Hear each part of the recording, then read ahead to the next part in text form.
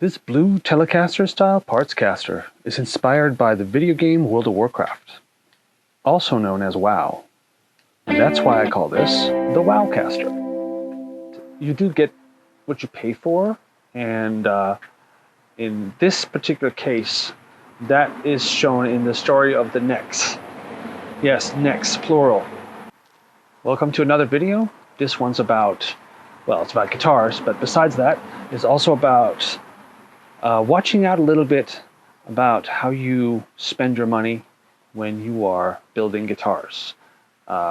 Specifically, there are some things that you want to be careful about. So stick around and stay tuned, and don't forget to hit that like button if this video is entertaining to you. The body on this guitar is made of poplar, which is a kind of a soft wood.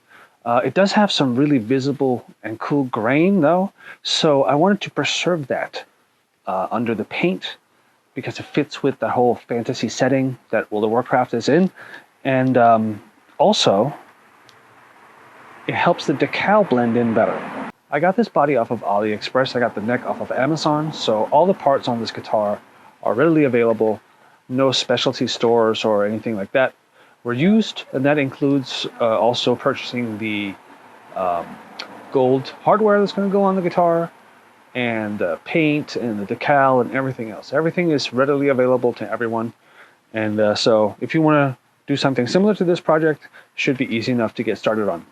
It was the pattern on the bridge that originally inspired me to build a WoWCaster.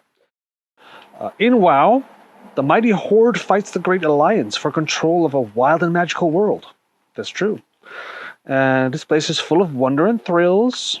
I myself have spent countless hours adventuring there by myself and with friends. And so, of course, it's not far from my mind when I see something like this to sort of make that association. So when I saw that gold color bridge, I knew I had to make an Alliance-inspired guitar. Every project has its setbacks, of course, and this one is no exception. About the necks. You may have already seen some of this in a previous video. If so, hang on. The first neck I wanted to put on this guitar was this Telecaster neck, but that neck, once I saw the whole guitar come together, I felt it wasn't right. I wanted to put a real Telecaster neck on the Telecaster body. I discarded that one, moved that over to what is now the orange guitar, different project, and I ordered myself a Telecaster neck. I ordered the Telecaster neck from AliExpress, and I waited for 2 months for it to arrive, and I was disappointed to see that the top of the fretboard was broken off, and it looked like they tried to glue it back together and did a really bad job of it. So if I ever wanted to replace the nut or anything like that, that's just not going to be possible, plus it looks really bad. So I got a third neck for this guitar and decided to paint the headstock to match the body, because I like painted headstocks, and once those gold tuners go on there, that's going to look really sweet. At least that's my prediction. And of course, last but not least, my signature stamp, which I seal in with just a thin layer of polyurethane once that's on there, just to make sure it doesn't come off if you ever clean the guitar. I was thinking the guitar was pretty much done at this point. It's probably like 10, 15 coats of polyurethane on top of the paint. The decal is not smooth, but it's blended in with the poly and the grain and the wood pretty nicely. It looks good. So I felt like this was a good time to sort of put things away, let it sit and cure for a couple weeks, then come back to it and do a polish and a buff. You can see the outline of the Lazy Susan I use when I'm spraying the clear coat on this guitar, but once I actually start polishing and buffing it, this will completely disappear. What I'm hoping will be the last setback in this project was actually caused by my own clumsiness.